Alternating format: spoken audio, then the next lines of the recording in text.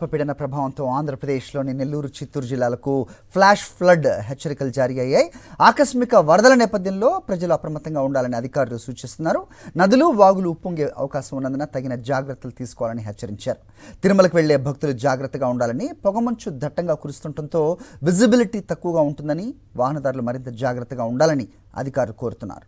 దిత్వా తుఫాను ప్రభావంతో ఉమ్మడి నెల్లూరు, చిత్తూరు జిల్లాల్లో భారీ వర్షాలు కురుస్తున్నాయి. కొన్ని ప్రాంతాల్లో రహదారులు నీట మునిగాయి. రవాణాకు తీవ్ర అంతరాయం కలుగుతోంది. విద్యుత్ సరఫరా కూడా కొన్ని చోట్ల నిలిచిపోయింది. అవసరమైతే మాత్రమే ప్రజలు బయటకు రావాలని, వర్షాల సమయంలో వాగులు, చెరువుల దగ్గరికి వెళ్లకూడదని అధికారులు సూచిస్తున్నారు. గూడూరు నియోజకవర్గంలో అత్యధికంగా వర్షపాతం నమోదు కావడంతో భారీ వర్షాలు కురుస్తున్నాయి. వర్షాల ప్రభావంతో పలు ప్రాంతాల్లో వాగులు, వంకలు పొంగి పొర్లుతున్నాయి. ఈ నేపథ్యంలో పలు గ్రామాలకు రాకపోకలు స్తంభించాయి. పలు ప్రాంతాల్లో పంట పొలాలు, చెరువులను తలపిస్తున్నాయి.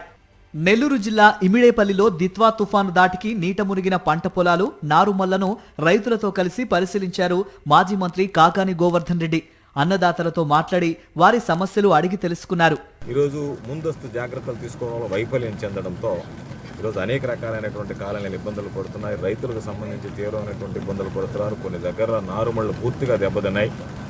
కొన్ని దగ్గర వరి నారులు వేతలు పూర్తయినటువంటి వాళ్ళు కూడా ఈరోజు ఇబ్బంది పడేటువంటి పరిస్థితి ఏర్పడింది. పూర్తిగా మునిగిపోయినటువంటి పరిస్థితి. అయితే ఈరోజు వీటిని గురించి పట్టించుకొని ఇప్పటికైనా ప్రభుత్వం తేరుకొని రైతులకు సంబంధించి సబ్సిడీతో విత్తనాలు సరఫరా చేయాల్సినటువంటి అవసరం, అదేవిధంగా ఎవరైతే వరి నాట్లు పూర్తి చేసుకుని ఆ నాట్లు దెబ్బతిన్నాయో వాళ్ళకి వెంటనే అంచనాలు తయారు చేయించి వాళ్ళకి నష్టపరిహారం ఇచ్చేటువంటి విధంగా చర్యలు తీసుకోవాలని ప్రభుత్వాన్ని డిమాండ్ చేస్తున్నాం.